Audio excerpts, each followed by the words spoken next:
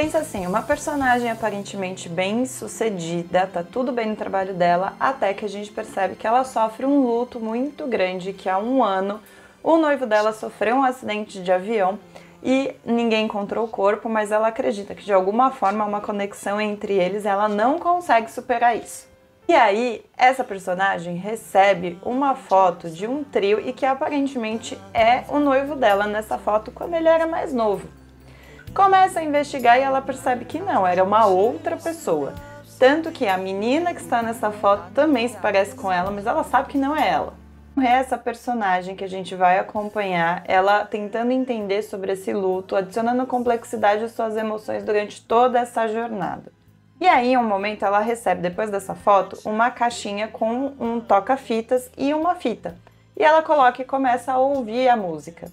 Até que, magicamente, tudo se transforma na vida dela e ela vive uma nova experiência. E aí ela vai para 1998, acorda em um hospital, mas no corpo da menina da fotografia. E quando ela acorda, ela dá de topo com um jovem que se parece tanto com o Yeon-hun, que é o noivo falecido dela. E ela tenta entender e se adaptar a essa nova realidade. Esse menino, na verdade, é o Si-hyun, um rapaz que tem toda essa semelhança com o falecido namorado dela.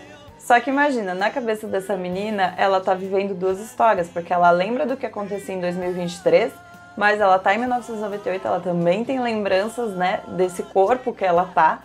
Então ela tenta de alguma forma entender qual que é o significado de tudo isso e se ela vai ajudar essa menina de alguma forma.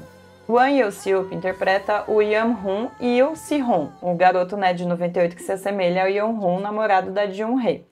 Já a atriz Hyun Yoo-bin, ela assume o papel da Yoon-hee e da Min-woo. E ela passa, né, a se adaptar a esse corpo aí todo da Min-woo.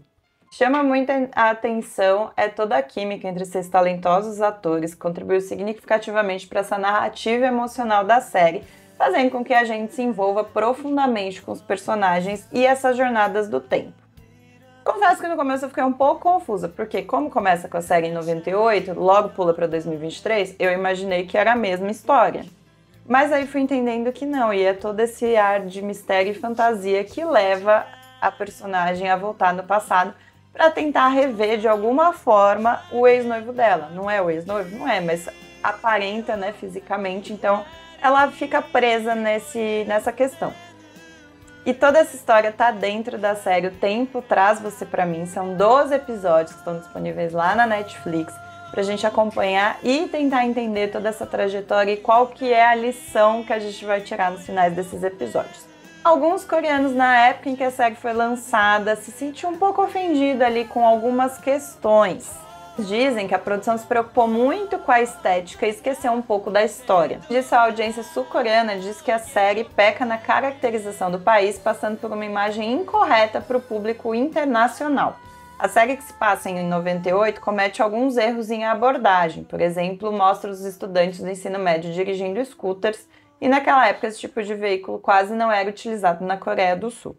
Mas independente de todas essas questões históricas ou culturais, vale a pena a gente entender e maratonar. As imagens são muito bonitas, muito bem produzidas, mas é entender essa história e a lição, né, de como a gente pode superar ou não um luto. Então corre lá para maratonar e depois deixa aqui nos comentários o que vocês acharam sobre O Tempo Traz Você Pra Mim.